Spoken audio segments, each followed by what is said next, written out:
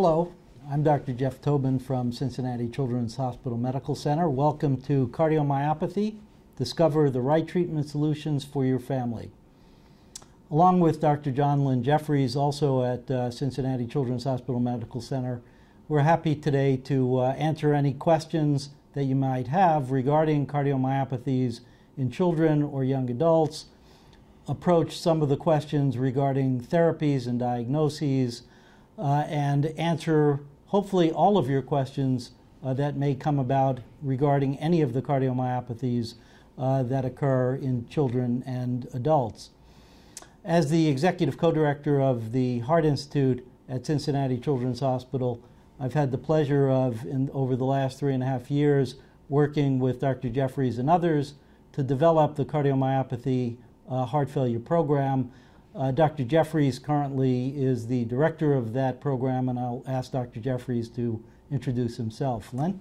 Yeah, thanks, Dr. Tobin. So, as Dr. Tobin said, I've been here for about 2 years in Cincinnati Children's and currently direct the cardiomyopathy, advanced heart failure, and ventricular assist device programs. Our clinic is a unique one. My background is both in pediatric cardiology and adult cardiology, so we care for all age patients in our cardiomyopathy clinic.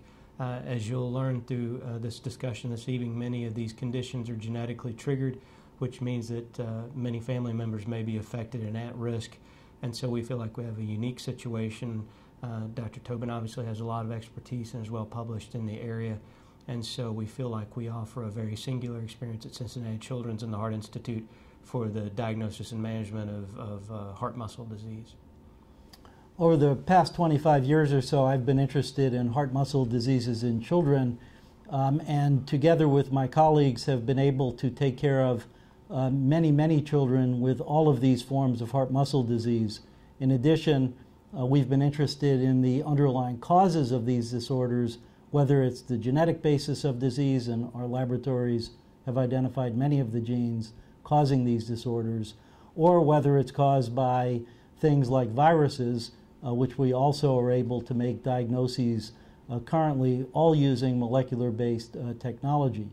So linking together the clinical aspects, the basic research aspects, and the clinical genetic aspects to this work, we believe has led us down a path of, in the 21st century, being much better able to make the proper diagnosis, the underlying familial-based diagnoses when genes are within families, and hopefully targeted therapy directly at the underlying problem. So between the two of us, Dr. Jeffries and I have published well over 500 papers on this series of topics, and hopefully we'll be able to utilize that expertise and experience to help you tonight with some of the questions you might have. We're really hosting this chat between you and we because we've been hearing that there are many questions that parents and, in fact, patients have regarding these issues. And so we'd like to open it up and answer any questions. We already have quite a few, so I'll ask Dr. Jeffries to get us rolling. Yeah, so thank you. So we'll start with our first question from Saskia. Question is it important to know the cause of dilated cardiomyopathy for the treatment and outcome of the disease?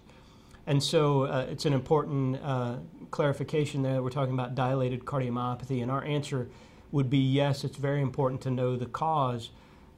There are different etiologies for dilated cardiomyopathy, as Dr. Tobin alluded to. In the United States, in the adult population, the most common cause would be that of ischemic heart disease, so secondary to obstructive coronary disease leading to myocardial ischemia infarction.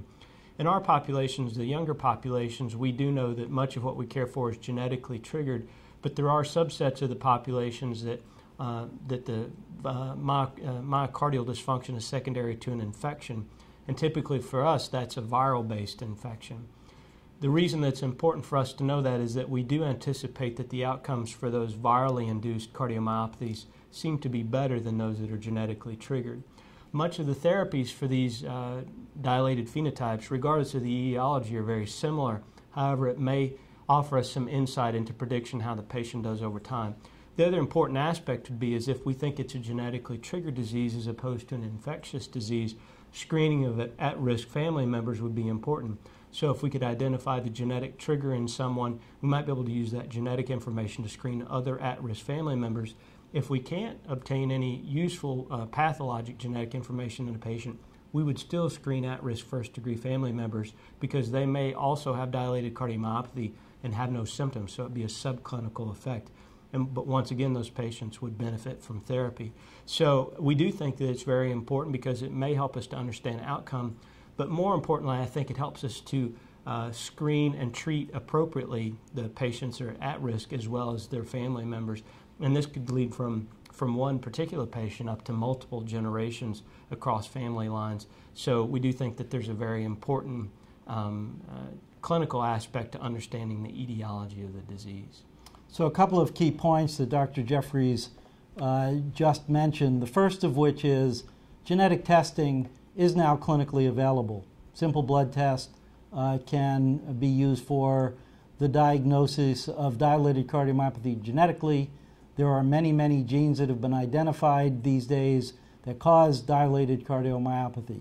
Once you are able to identify in an affected individual the underlying genetic basis of the disease, in other words, a mistake in the gene that causes the disease, we can then use that in a clinical sense as prevention, as preventive medicine, if you will. In other words, we can take the same blood from another individual in the family, screen it for that very same mistake in that very same gene, and determine whether or not family members are or are not at risk for that same underlying genetic abnormality. If someone is a carrier of that genetic abnormality, they may or may not have clinical evidence on an echocardiogram or MRI to help us make the clinical diagnosis. If they don't, they may be an at-risk individual who will now have appropriate follow-up care.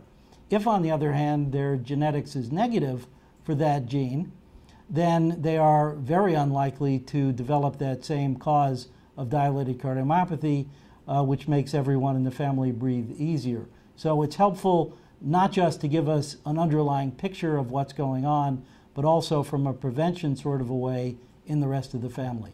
I think the other important aspect to that question is that maybe thinking about it in a different way is that are there things that people undergo that may predispose them to the diagnosis of dilated cardiomyopathy? So meaning, is there something that could be an etiologic effect that people don't always anticipate? And I think a common population that we deal with are the chemotherapy-induced cardiotoxicity patients.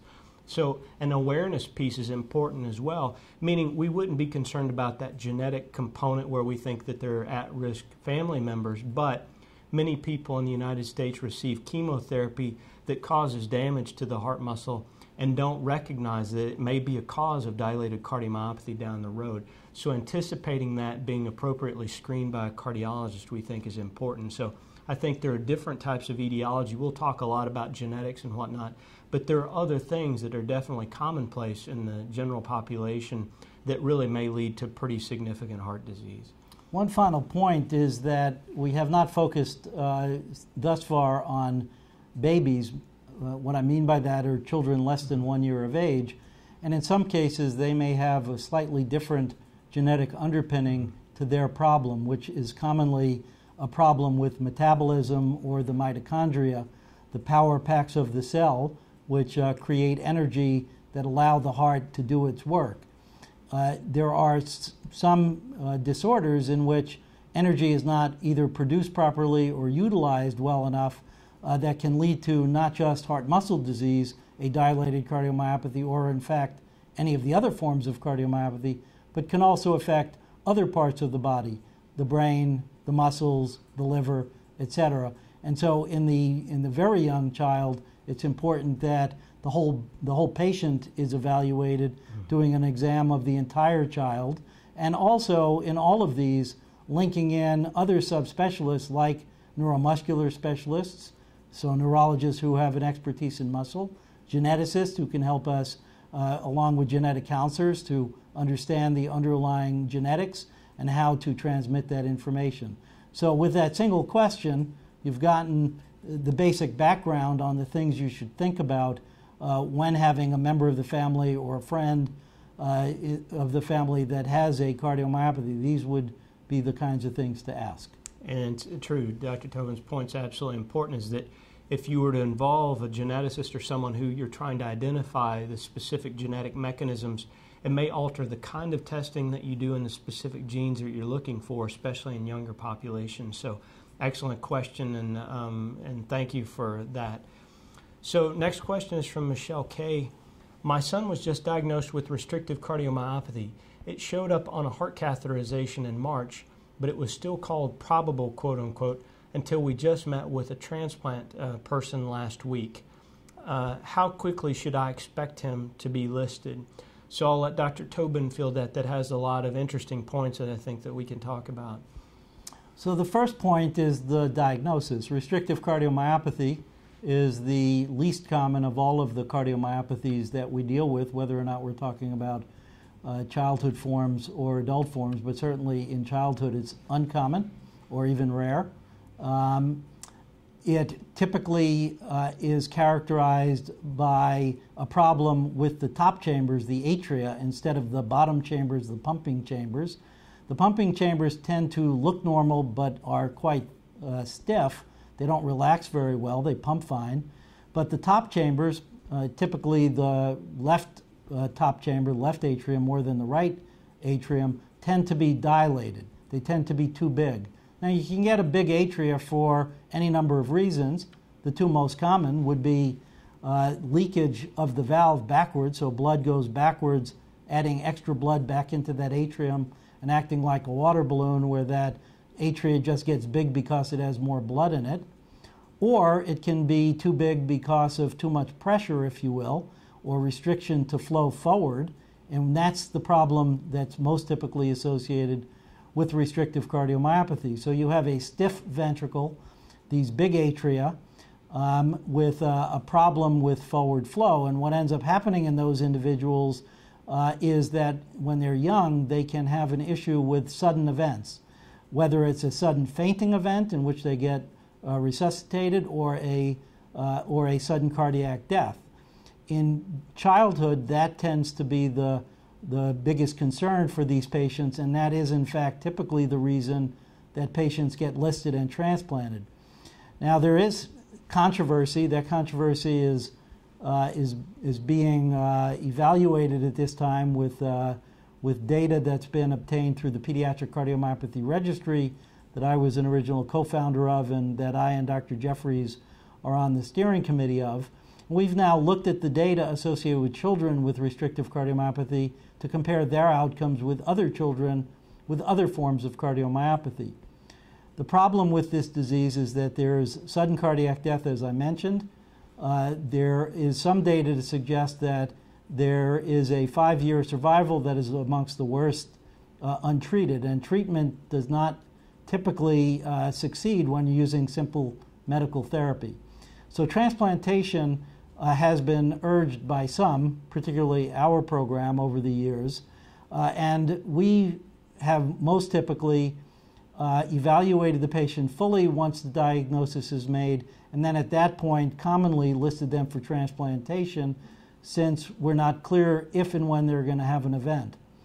That the controversy is whether or not to wait for an event or not. As I said, our approach has been to be more aggressive with the listing process since it takes time for an organ to become available. Others argue that a watch and wait attitude is preferred. Depends on your institution, but our approach has been to list and transplant at the earliest convenience.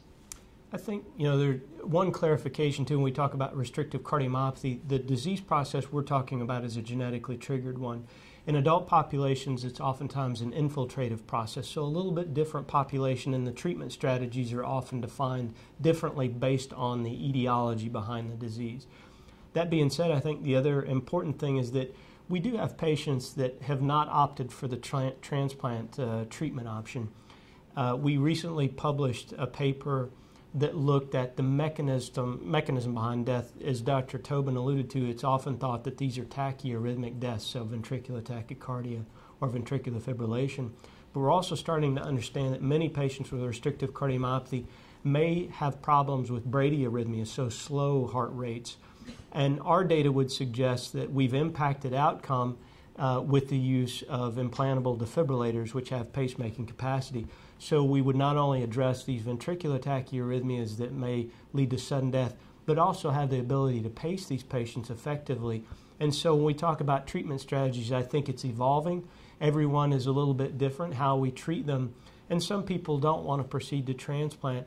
It may be important that we bridge those people with alternative therapies, and as Dr. Tobin said, there's really no good oral therapies that are effective. Most of those are symptomatic treatment, meaning you have problems with pulmonary congestion, we may give you a diuretic. We haven't really altered the natural course of the disease.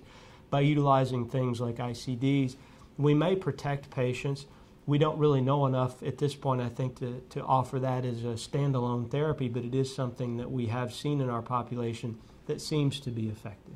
One further point is to differentiate pure form of restrictive cardiomyopathy, the form that I characterized moments ago, versus a form in which the patient also has some thickening of the heart muscle, a hypertrophic cardiomyopathy, whether or not it's all hypertrophic cardiomyopathy in association with the big atrium, restrictive cardiomyopathy form of hypertrophic cardiomyopathy, or you just have a little area within the heart muscle that is thick. Those have a different outcome and get treated somewhat differently. So in a way, the devil's in the details, so you have to know exactly what you're talking about when you're talking about restrictive cardiomyopathy, because the outcomes are a little bit different between the two. Absolutely. So great question. We'll move on to Julie. Julie asks, I have been diagnosed with non-compaction cardiomyopathy that is predominantly affecting the right side of the heart. Have you seen cases where the right side is the largest? We definitely have a pretty large experience with non-compaction. We have seen patients that are affected more right side than left side. There are entities that we've previously described this concept of biventricular non-compaction, where a right ventricle is typically very heavily trabeculated, but we do see patients that are more trabeculated than what we would anticipate. And we can see the right side being more affected from a trabeculation perspective, and you can also see that the right side is more affected from a dilation or size perspective, as well as a systolic function or squeeze perspective. And that can alter the way you approach the disease.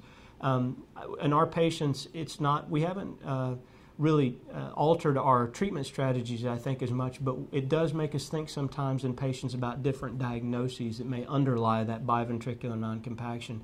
But we definitely treat patients that have what we would say is more heavy right side involvement. But that being said, I think it's something that we know that can change over time. It's something that we pay pretty close attention to. And we would advocate trying to really define that RV involvement as aggressively as possible. We would usually do that in the form of cardiac MRI to give us better resolution and really define the effect on the right side as well as the involvement of the left side. Jeff, you want to? A couple other points about non-compaction. First of all, the terminology, there are multiple different names for this problem. It used to get called spongiform myocardium because it looks like a deep sea sponge on its side. It looks like it has little holes in the side, but instead it has these fingers of tissue or trabeculations between which are these intratrabecular recesses. If you look at my hand, you know, the recesses are in between. The strips of tissue are the trabeculations. It has also been called fetal myocardium because early in fetal life, the non-compacted left ventricle is standard. It's what normally occurs before it undergoes compaction, and therefore the term left ventricular non-compaction means that theoretically that the final phase of development of the heart, the compaction phase didn't occur, and therefore it's non-compaction. There are other terminologies, hypertrabeculation syndrome. There's a half dozen or so different terms for non-compaction. Once you move that out of the way, however, and you look closer at what non-compaction is, it turns out that it is many different things. And so you really have to subdivide non-compaction into subgroups. One subgroup has normal left ventricular size, thickness, and function, relaxes fine, no arrhythmias. The right side of the heart also looks normal, but it just on the left side has a lot of trabeculations. that's what we would call a benign form of disease, meaning that we have not yet seen patients who have undergone a bad outcome related to only having this that form. Then there are the other forms, one of which has dilation and poor function. One has too much thickness or hypertrophy with bad relaxation and squeezes too well. There's a combination of too thick, too dilated with bad function.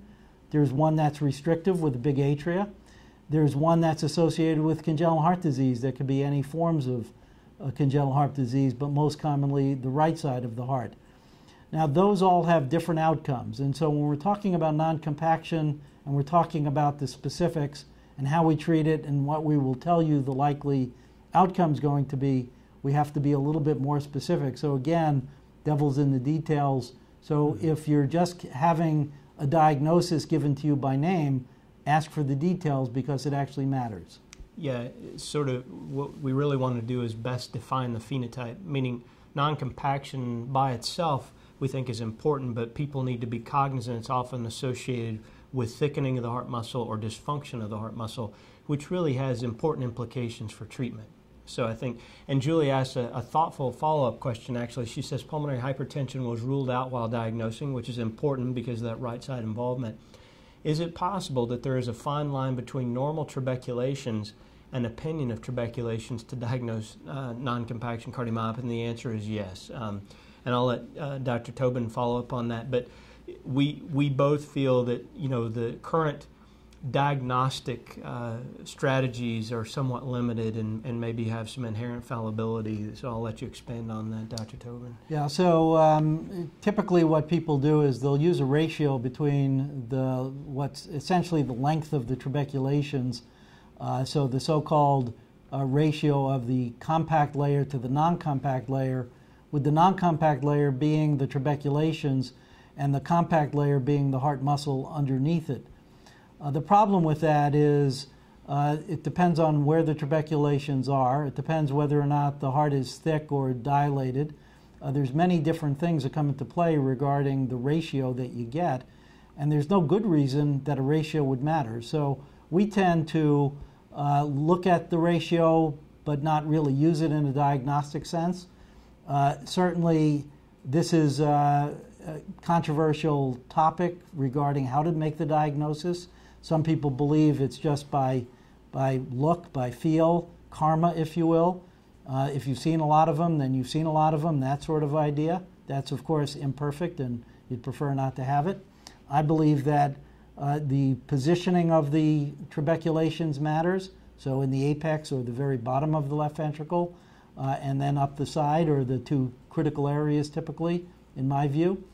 So it is a difficult thing, and when you're not sure, and therapies or various approaches to your health depend on making the proper diagnosis in an already difficult diagnosis, that's a good time to get someone else to look at it. So that's where second opinions become important. Don't ever hesitate to do so.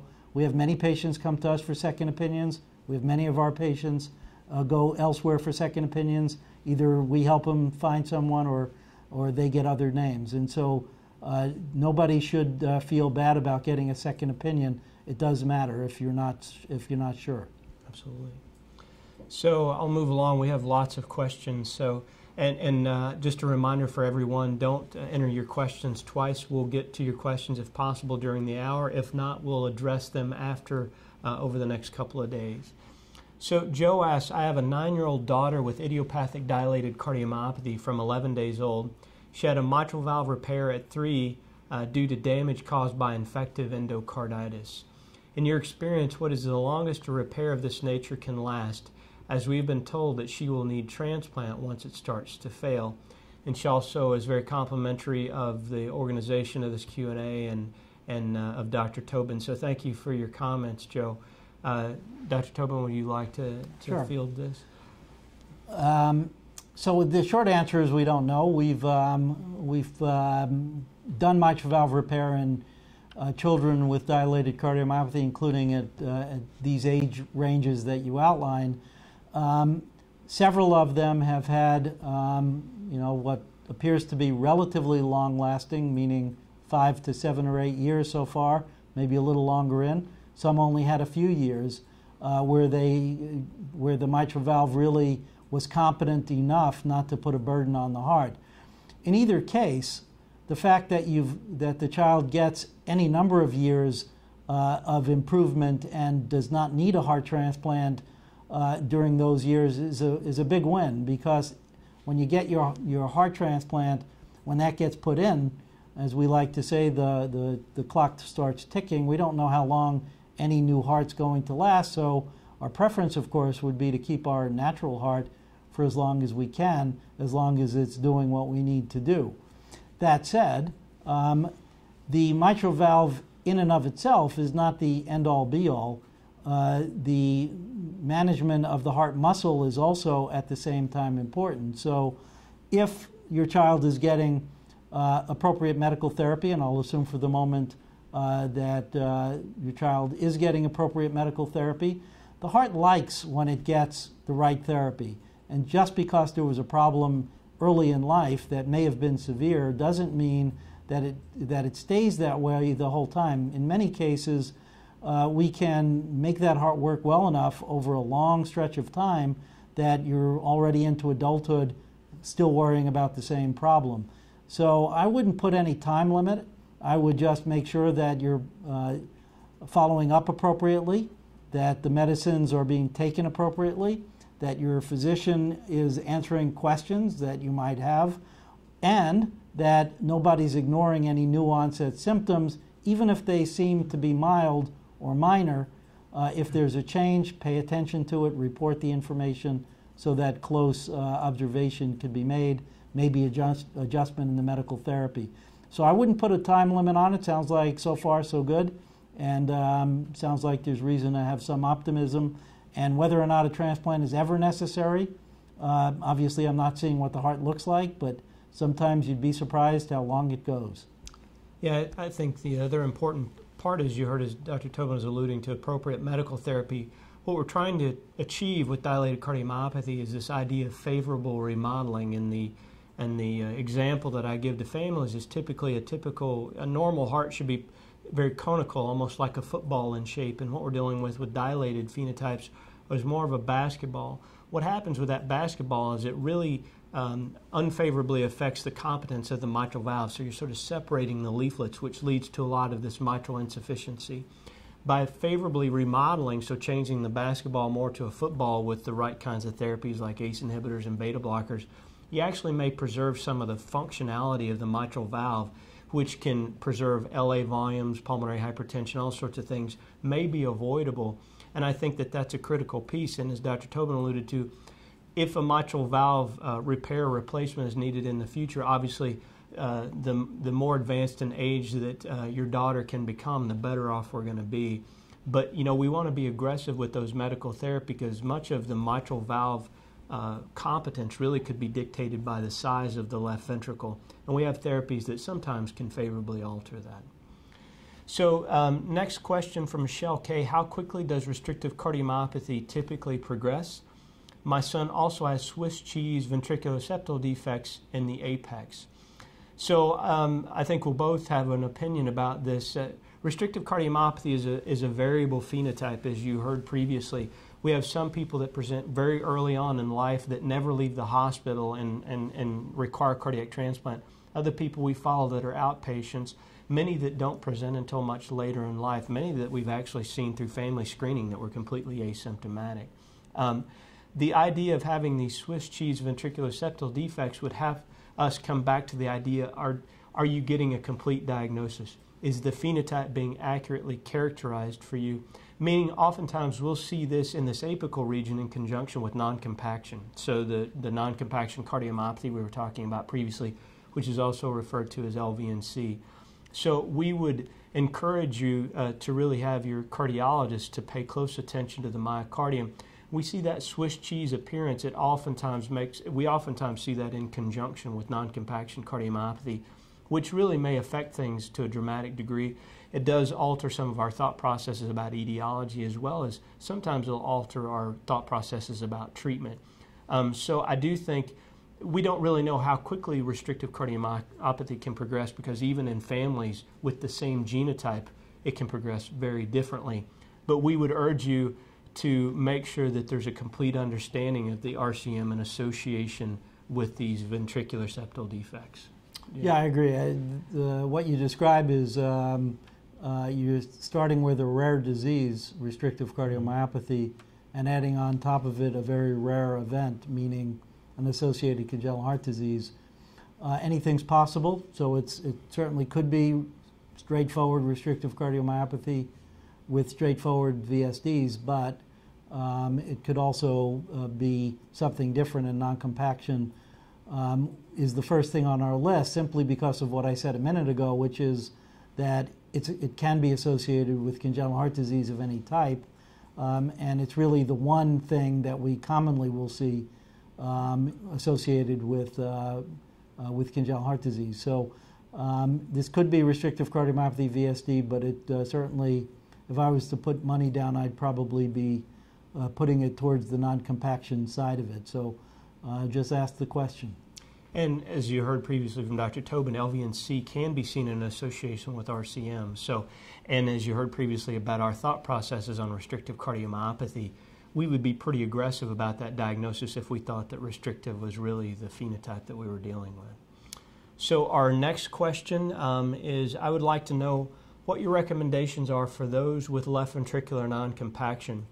Should activities such as softball be restricted in a non-symptomatic patient? So you heard a little bit about the various sort of subtypes of non-compaction from Dr. Tobin.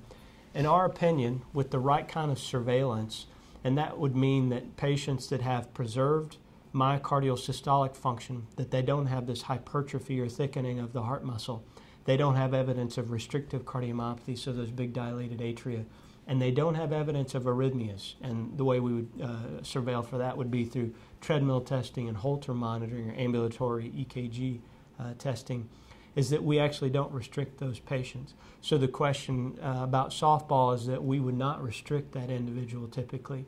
And we follow a very large cohort of non-compaction patients, and many fall into this category where we're following them because evidence of abnormal myocardium, typically in the apex of the left ventricle, but otherwise everything looks great. The caveat to all of that is that things can change over time. So it's not a snapshot where you come and see us and we say, we think you're fine, go live your life. We actually continue to follow people longitudinally because we know that the thickness can change, the systolic function can change, and arrhythmias can develop over time. So all of those factors would play into how we would weigh in on people being restricted. But with the current condition you're describing to us, we wouldn't restrict you. Typically, with the normal form, if you will, of non-compaction, the one that we would allow participation to occur, we would probably follow, if it's a child, on a yearly basis. There's some differences if this was an adult, but in the pediatric age range, we'd follow yearly with repeat testing on a yearly basis to make sure that the child didn't get a big ventricle that wasn't squeezing, didn't get too thick, didn't have arrhythmias. And we'd look each and every time to make sure. If it changed, we would change our tune. If it didn't change, we'd pat you on the back and say, go play. So, again, it's the same theme, which is there are some broad strokes of things we could say, but there's also some critical details that are important to find out as best you can with the kind of questions that we're trying to feed you with, if you will. Right. So follow-up question, we have a lot of questions about non-compaction. So Lisa G. asks, my 18-year-old son was diagnosed about 2 years ago with left ventricular non-compaction. Lately, when exercising, his heart rate stays elevated up to 2 hours after he has stopped exerting himself. Is this normal? Typically, that would be a little unusual, is what we would say, is that a resting heart rate should be reachieved relatively quickly after exercise. So if it were really taking 2 hours, we would be a little bit concerned about that, and I think that comes back to that surveillance piece that we were just talking about. For our non-compaction patients, an 18-year-old for sure we would have on a treadmill, and so we could actually characterize the nature of the heart rhythm and the rate of the heartbeat with a treadmill test or with a bike test. And then we would watch you in recovery and actually have objective data about what happens to the heart rate and see if it actually comes down or not. We know that patients with non-compaction are subject to unusual heart rhythms that can be malignant, and those can be atrial or ventricular-based rhythms. And so we would be worried about the possibility of something like supraventricular tachycardia, something like atrial flutter, or even some sort of ventricular dysrhythmia. So I think this is one of those scenarios where you don't have to guess, where you could actually get pretty reliable stuff in most any cardiology program in the country, either inside the U.S. or internationally, that should be able to answer this question relatively easily for you. Yeah, and it's a critical piece of information because it separates how we would look at a patient from a therapy and an outcome standpoint and how aggressive we might or might not become. So, so again, close follow-up is important. And targeting the question is important. For sure. And I think it's important to, when we talk about characterizing these arrhythmias, some can be life-threatening, and we have implanted defibrillators in some patients with non-compaction who have had symptoms that are not dissimilar to what you're describing that turned out to actually have ventricular tachyarrhythmias. So there is a management question there that could really be very important long-term. One of the things we have not mentioned, either with non-compaction forms of disease, meaning all of them except for the ones that we would call benign, or the dilated cardiomyopathy form, is you want to avoid clots. And so we need to pay attention to some form of therapy in those cases, whether it's aspirin or something more than that. Depends on the specifics of how well or poorly the heart squeezes, how big the chamber is, what the trabeculations might or might not look like. But in addition to so-called heart failure medicine, the coagulation side of things becomes an important thing to think about as well. And it may be as simple as a baby aspirin, but it needs to be considered. So Sanja asks, can you tell us more about the value of genetic testing for left ventricular non-compaction? I understand this is a much debated subject, as is the criteria for diagnosis. Well, you're absolutely correct. It is a debated subject. And the diagnostic piece we alluded to earlier, but there is a little bit of dissension about what the appropriate criteria for LVNC actually are. And there are many people that feel like the current criteria we use are too sensitive, meaning that we may be overcalling it. Our view is that maybe we do feel that there are a lot of people with non-compaction, more common than what it was previously described, but that we do feel like that there may be this benign subtype where people do very well compared to the general population. And that's something that, you know, we can talk more about offline, and we'd be glad to offer an opinion about. The question about the genetic testing is an important one. We do know that there is value in genetic testing for non-compaction. There are commercially available testing panels for LVNC that we both participate in helping design for some of the companies. The current strategy is not dissimilar to what we would pursue for HCM or DCM. You need to recognize, though, that the hit rate or the positive rate for LVNC is less than that for hypertrophic cardiomyopathy. The thing we're starting to understand that's very interesting to us is that many of the genes that are responsible for hypertrophic cardiomyopathy and dilated cardiomyopathy are also those that are responsible for left ventricular non-compaction. And so recognizing that, the real power of the genetic testing is if we're fortunate enough to capture what we think would be a pathologic mutation in someone with non-compaction, and the chance for that's about 40% currently, that we could use that information to screen at-risk first-degree family members, which we think is really where the utility of genetic testing has a lot of power in our clinical practice. Jeff, did you want to elaborate? One of the hopes that we had 20 years ago when genetics was starting to come into its own as far as looking for genes in the cardiovascular system was that we would find a gene, a single gene that caused a single disease, and that there wouldn't be very many mistakes in that one gene that caused that one disease that was very homogeneous. That turns out to obviously not be the case. The other hope was that we would be able to look at the mistakes in those genes and be able to predict how well or not well a single individual would do. That's also not really come to fruition. So it would be difficult for us to say that we should do genetic testing on any one individual, because we will make a decision, a firm decision, about exactly what therapy we'll be using and exactly what outcome you'd have, because that would be untrue. We do gain information regarding that, and over the next some number of years, it's likely that we do learn some more about the connection between the specific genetics and the specific outcomes or clinical type.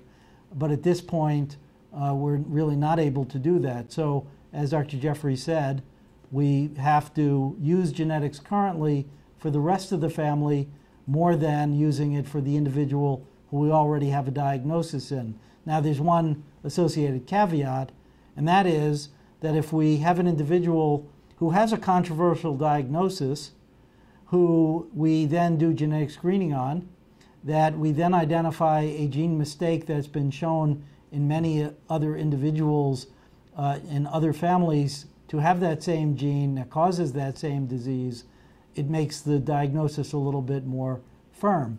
So we can use it to help in diagnosis and to a degree in therapy and prognostication, but really more so in the rest of the family members from a diagnostic yes, no, and then follow-up, appropriate follow-up and studies. And so that's sort of the way we look at genetic testing. And I think, as Dr. Jeffries alluded to, and I mentioned earlier, we've discovered many of those genes over the years. We've helped other companies as well as our own institution develop some of these tests. And so we believe in the testing, but we believe in it for the right reasons, used when appropriate. Absolutely. We'll try and move along. We have a tremendous number of questions, so we appreciate your interest in what we're doing. Jody asks, when should an asymptomatic child with hypertrophic cardiomyopathy have an implantable cardioverter defibrillator placed? The child is currently stable on atenolol therapy and has a septum that's sized 3 centimeters in thickness. So I think we have a strong experience with hypertrophic cardiomyopathy and have utilized ICDs in a very limited fashion. And there are guidelines that we try and sort of incorporate into our practice, and there are suggestions from many experts in the field about when ICD should be placed. And actually, a septal thickness of 3 centimeters would be one of those particular criteria. One of the caveats that you need to take away from using ICDs in children are a couple. One is if children are too small, they can't have transvenous systems. So the typical approach of going under the clavicle, placing it in the vein and having the lead down in the right ventricle may not always be achievable in small children. That would require the placement of an epicardial defibrillator, which actually means an open chest procedure. The other piece is that we know children have resting heart rates that are higher than that of adults. These devices aren't really smart devices, they just detect fast heart rates. So the idea of being able to discriminate between a sinus tachycardia and a ventricular tachycardia is not always there. And so what that leads to is sometimes are what are called inappropriate shocks, where the device senses a fast heart rate even though it may not be a pathologic arrhythmia, and ultimately the child receives a shock for that. So that has its own sets of problems that we try and avoid. That being said, we do have children and young adults that have defibrillators that have benefited from defibrillators. But we know that the incidence of sudden death in hypertrophic cardiomyopathy patients, based on some of our pediatric cardiomyopathy registry data, are small. But we are every day kind of revisiting our criteria. For us, septal thickness plays in, family history of sudden death plays in, abnormal stress testing. One thing that we've been leveraging more and more aggressively is the use of cardiac magnetic resonance imaging, or MRI, in our populations. And we're starting to figure out that perhaps scar burden or damage to the heart muscle may be an important predictor of which patients would benefit from a defibrillator and actually not have these untoward effects that are associated with placing a device. So it's not a benign intervention. It's one we take very serious thought processes about before we pursue it.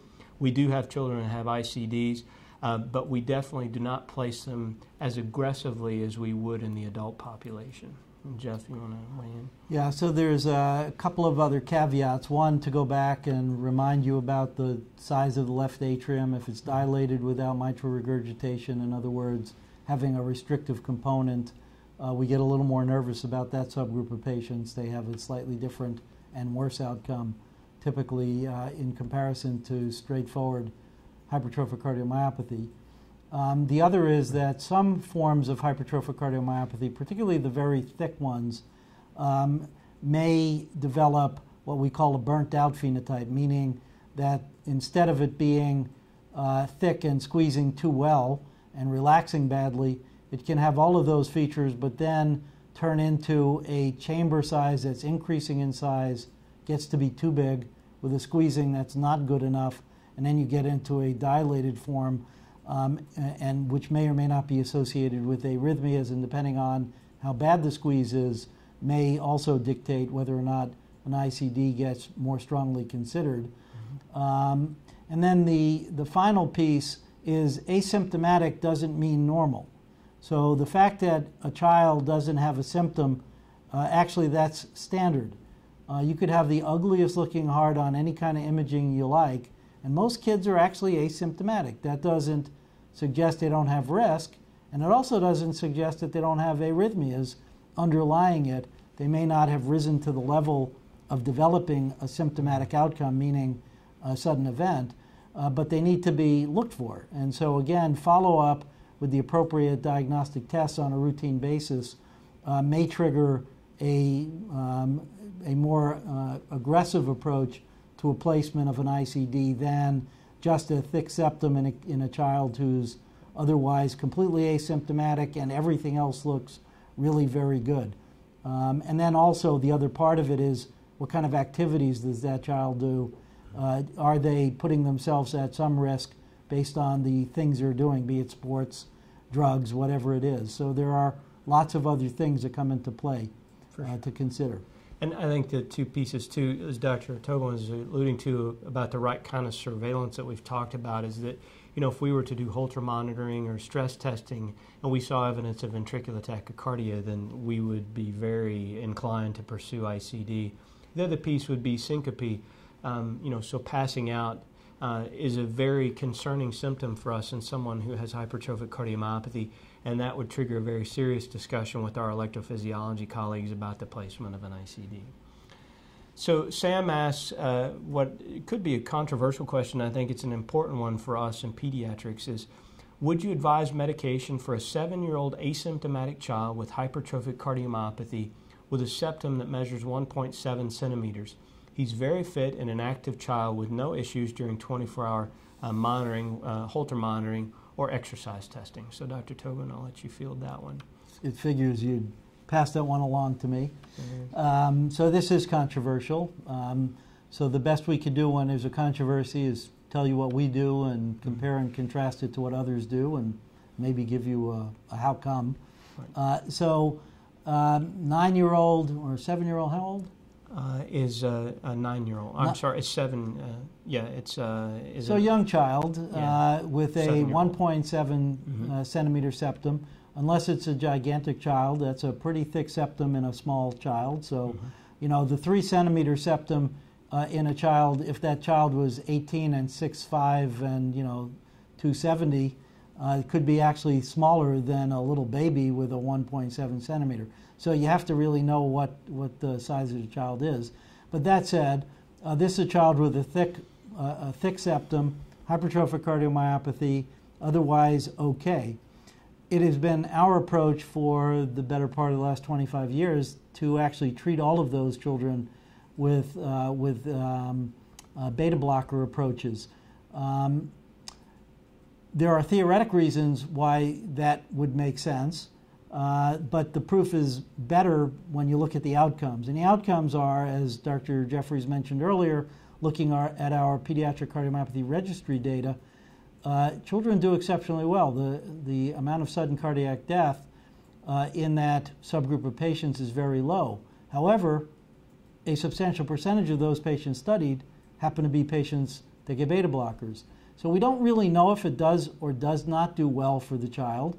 In our approaches, where our outcomes have been quite good for a long time with a very rare event being seen in any of our patients. So we're believers because of the length of time and the excellent outcomes and the very, very, very low side effect profile that you see with beta blockers when used appropriately.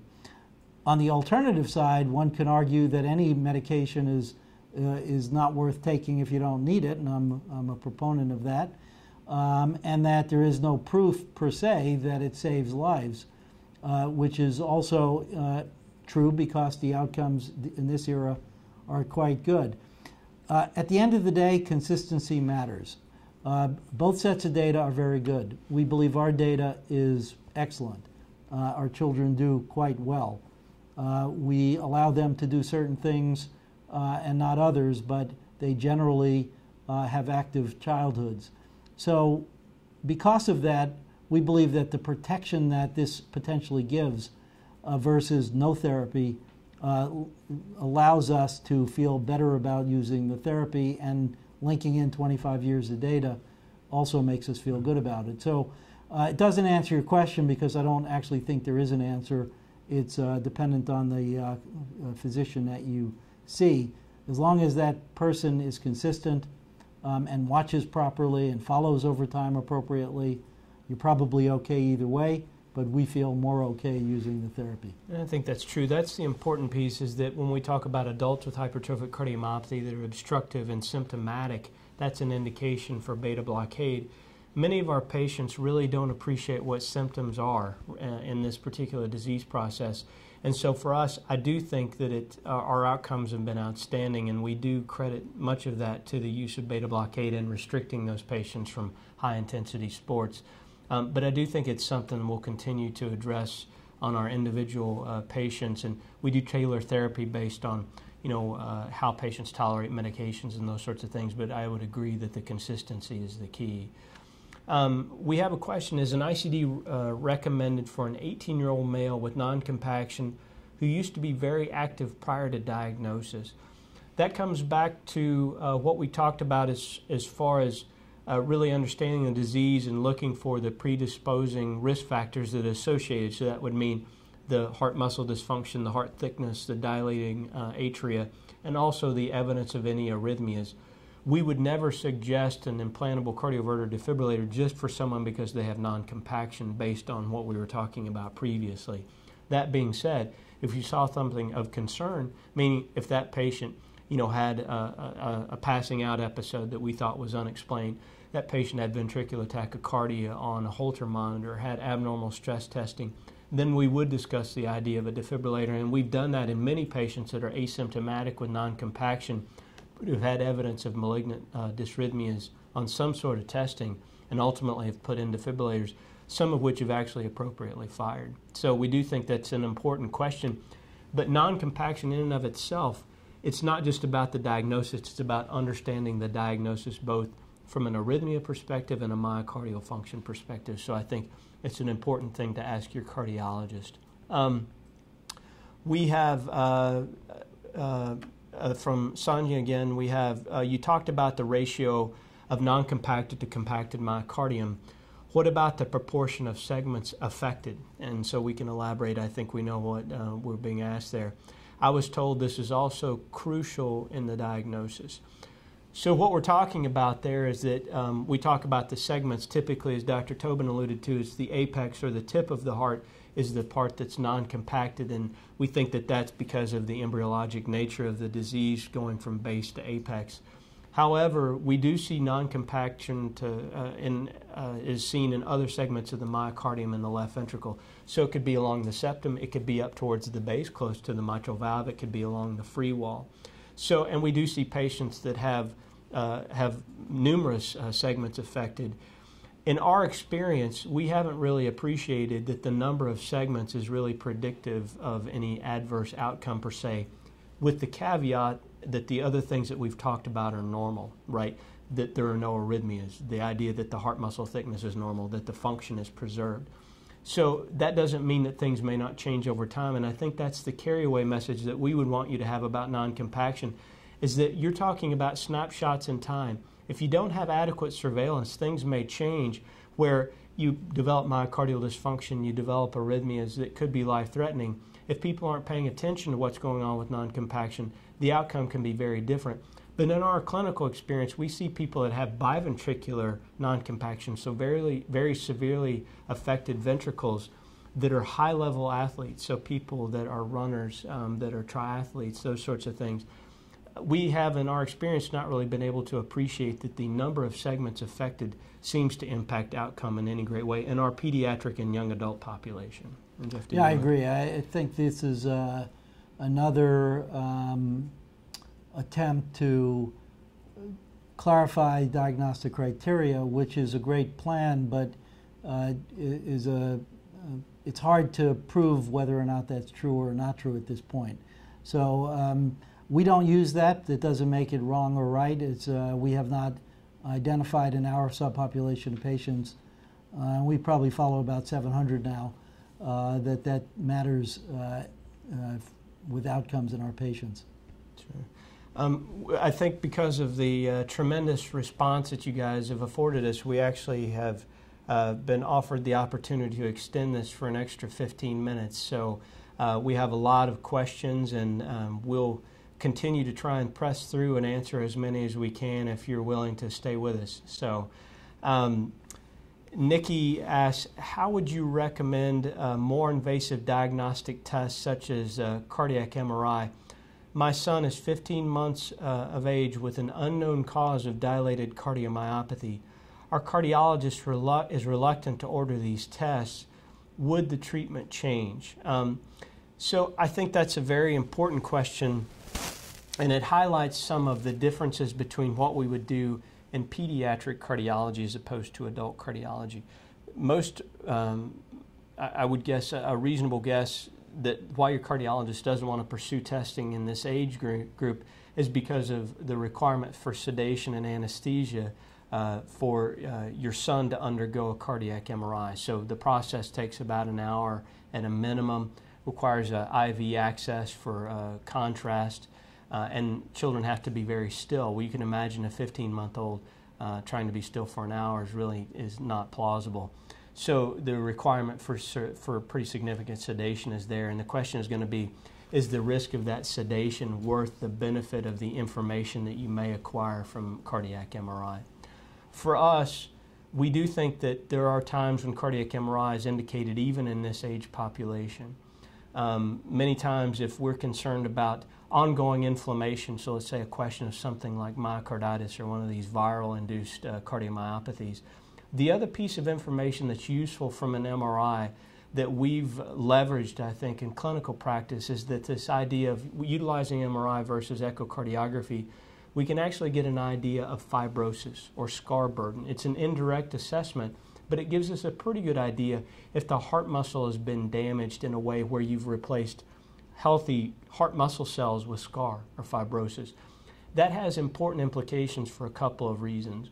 One is that the likelihood of having recoverable myocardial function in a patient like that goes down.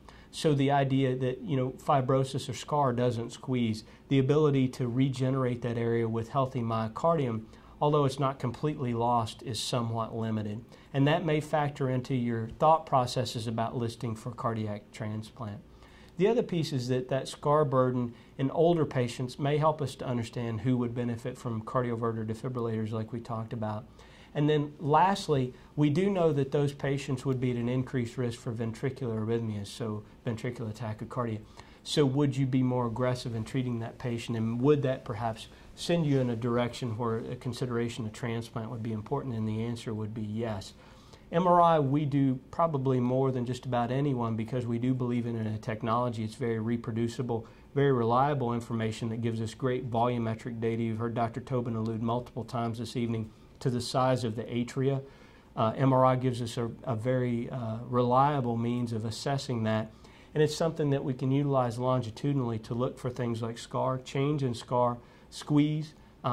We can also utilize it to help us to better understand patients that may have non-compaction. So when we see a patient with dilated cardiomyopathy, it helps us to understand if these trabeculations exist. So I would guess that the reluctance is based on this risk-benefit ratio in a young person.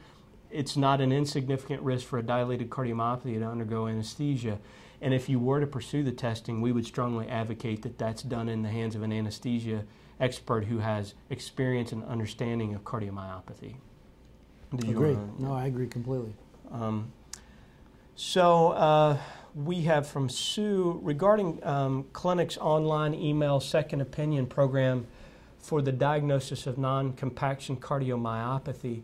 Can I be assured that one of you would review records, or are these online second opinions handled by other cardiologists? So you could be assured that we would review your records, and I think we review records on a daily basis from all over the country at this point, and outside of the country as well. And you know, we want to offer this as an opportunity for anyone who is watching. We're more than happy to offer an opinion and glad to see you in Cincinnati, but we also recognize that you could be managed at other institutions, and it's just an opportunity for you to be more informed about your child or even yourself. And so we're more than happy to do that, and we can definitely offer information about how to get records to us for a review. The take home is that we are a resource. Any way you'd like to use us, we're a resource. We have experience and know most of the cardiologists around the country and in many parts of the world. So we work daily with all of your cardiologists probably. And so we're happy to help in whatever way we can. And that the point of doing these chats is really as an educational tool. You know, the basis of your questions belies the fact that you have some understanding of the problem. Otherwise, you wouldn't be asking such great questions. So you're a knowledgeable group that are going to ask good questions, and you've already figured out that there's probably more than one answer to any question. So if that's of help to you, we're here, happy to help. Absolutely. I think what we hope to accomplish with this is to inform individuals, but really increase awareness as well about cardiomyopathy. Obviously, these are relatively common diseases, and as you've heard from Dr. Tobin, most children are asymptomatic. So the opportunity to diagnose and intervene early is very important to us. So Jen asks, my son presented with mild hypertrophic cardiomyopathy as an infant and has been resolved, quote unquote, for 6.5 years since introduction of beta blocker therapy. What does the research show about it coming back?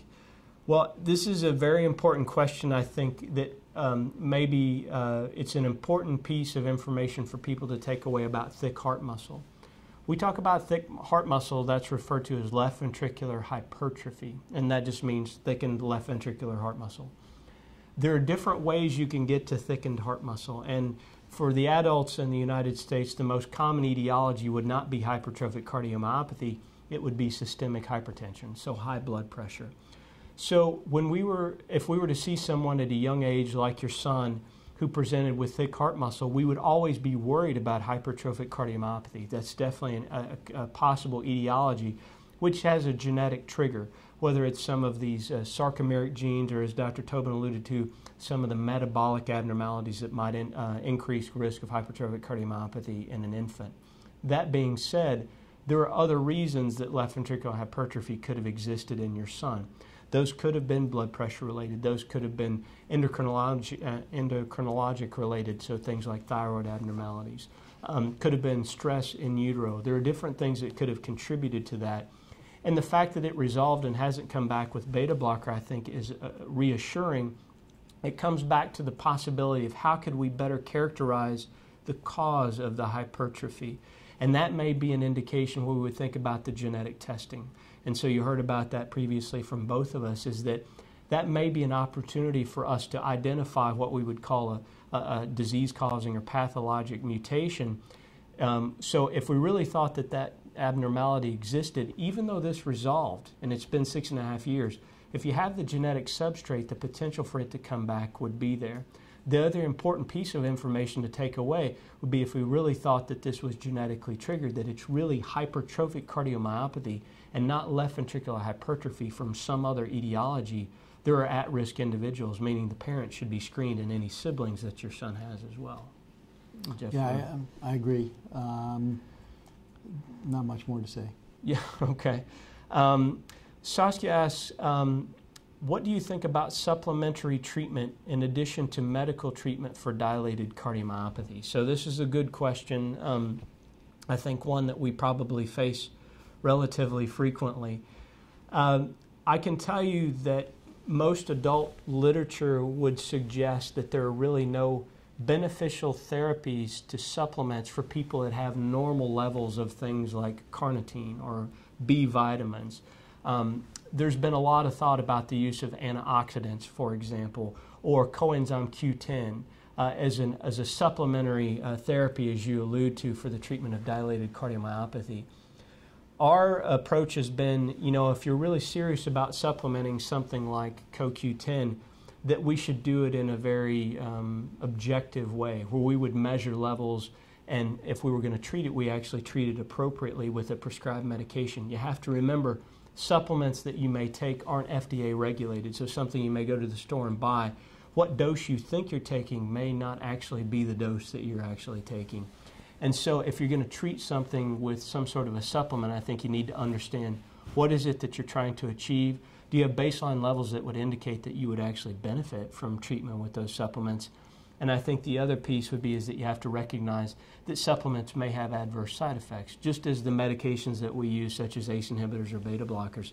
So if you're going to do it, you have to do it in a very thoughtful way. And I think you would definitely want to consult your cardiologist before you pursued something like that. We don't routinely prescribe supplements.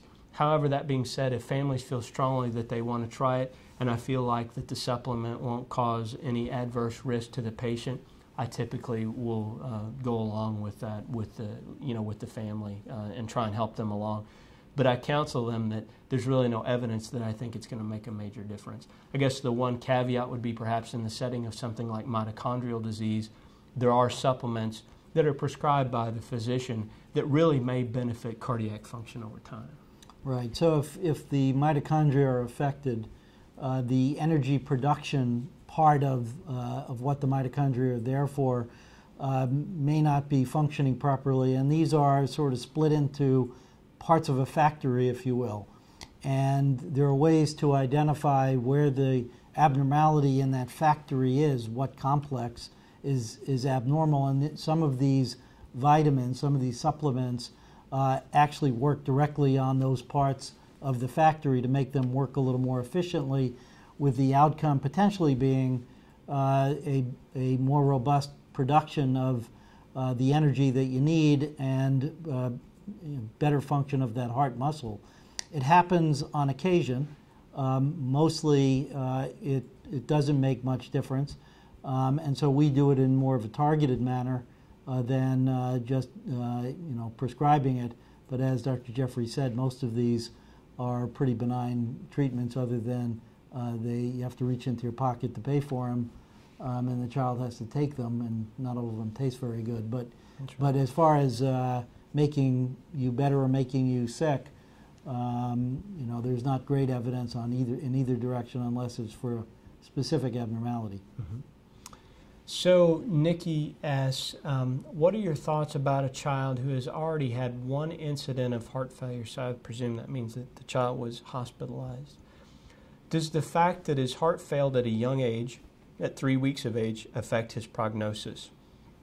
He is currently 15 months of age and is on enalapril. His echocardiograms have showed normal function, and by that we would presume that's systolic function, with an ejection fraction between 50 and 65, and decreased size of the left ventricle. He has dilated cardiomyopathy. What are his risks of additional heart failure incidents? I think that's an important question, probably one that we don't know the answers to as completely, but I can tell you, even in the adult world, we are not very good at predicting which patients will be re-hospitalized for heart failure. We have some thoughts about who those patients will be, but much of that is based on their response to medical therapy, their compliance with medical therapy, compliance with diet, activity, restriction, all these sorts of things. If your son really currently has a normal ejection fraction, so normal systolic function, we would think that that's very encouraging, but we would need more information to help you understand that. Meaning, we've talked a lot tonight about how the heart squeezes and that contributing to heart failure. We haven't talked very much about abnormalities of heart relaxation, or what's called diastolic dysfunction. We see that very commonly in two of the populations we've alluded to, hypertrophic cardiomyopathy and restrictive cardiomyopathy. In the adult world, we know that that's a very common cause. Maybe as many as half of the adult admissions for heart failure decompensations are secondary to this relaxation or diastology abnormalities. So for us to help you to understand more about what your child's risk is, I think we would want to know more information about the echocardiogram. If any other studies have been done, including things like cardiac catheterization to measure hemodynamics, and were there any unusual heart rhythms associated with all of this. Remember that heart failure may not always be secondary to a primary myocardial process. So people can have heart failure for other reasons, meaning like kidney failure, liver failure, those sorts of things, and even things like sepsis, which wouldn't be uncommon in small children. So I think it's an important question, one that you would definitely want to know the answer to. I think right now we would probably the best way to help you to understand would be to know more about the diagnostic testing that's been done, if the enalapril, how long it's been on, if it's appropriately dosed, and if there's any family history of heart muscle disease. Those sorts of things might help us to understand more about how we think your son's going to do over time. The other factors would be, was the child otherwise well, with the exception of the heart and the heart failure. Mm-hmm. So if there are other systemic problems, as we mentioned earlier, we would take that into consideration. The one important other thing I would say is, one of the things that we try not to do in pediatrics very frequently is stop medicines when children's hearts improve. We commonly will see some years later, after stopping the medicine, that they boomerang, if you will. They get back to having a problem. And so we have a couple of luxuries in childhood. One, kids grow. And so if they're doing well, and they're doing well for a long period of time, instead of stopping medicine, we in some instances will allow them to grow without changing the dose, and ultimately they'll be on such a low dose per body weight that it's essentially that they're not taking the medicine, in which case you feel a little more comfortable that they don't need it, and therefore they can be taken off of it. The other factor is that we don't stop seeing the kids even when they've had years of wellness with normal function. It's not clear to me whether or not the heart size completely normalized or not, but even if it did, and I didn't have an otherwise clear-cut problem that I knew about, like it was a virus at 3 months of age that's gotten better, for instance, I would still follow that child. So our job, I think, is to not jump to conclusions, not pat ourselves on the back, but to pay attention, because kids can get back into the same problem that they had, and that we would really prefer, and you would prefer, to avoid. So we would tend to continue medication, continue follow-up, until we get to a point where either we allow the child to outgrow a dose and then stop it because they're essentially on no therapy, or increase the dose because we're not happy with the way things are going. Mm-hmm. So I think we are coming to a near close. We have 2 minutes left. We could probably answer with one sentence, one more question. I'll do one quick question. So we have a question about, what is your opinion on the external defibrillators such as the life vest? Have you prescribed them, and if so, when would you typically do so? So we have utilized life vests. So these are devices that deliver a shock for unusual heart rhythms. It can be life-saving. The one downside, if you think about it from a life vest, is that you have to wear it all the time for it to be effective. And so the idea that a person can keep these vests on indefinitely is really not practical, meaning for showers, baths, those sorts of things. So when we do prescribe them, we make sure that people are being observed when they have the life vest on, just so 911 could be alerted if something happened. We have used them in situations where we're trying to bridge someone for an ICD, or if there's still some debate on whether the family actually wants to pursue an implantable defibrillator. We do think there's a real use for them, but you have to understand the practicalities and the inherent limitations of the life vest. So with that, I think we will we'll come to a conclusion. We want to thank you all for this tremendous outpouring of questions. It's been our pleasure and a privilege to be able to answer these questions for you. We hope we've done that as effectively as you would have liked. Please remember that you can email us at cardiomyopathy@cchmc.org if you have additional questions. We will be getting back to everyone with all of the unanswered questions that we have, which are quite a few. So we do apologize that we couldn't get to everyone this evening, even with the time extension. But we will be getting back to you within the next 48 hours. If, as Dr. Tobin alluded, if we are here as a resource for you, if there's anything that we can do to help with you or your child's management, please do not hesitate to contact us. And once again, we've really appreciated the opportunity to speak to you this evening.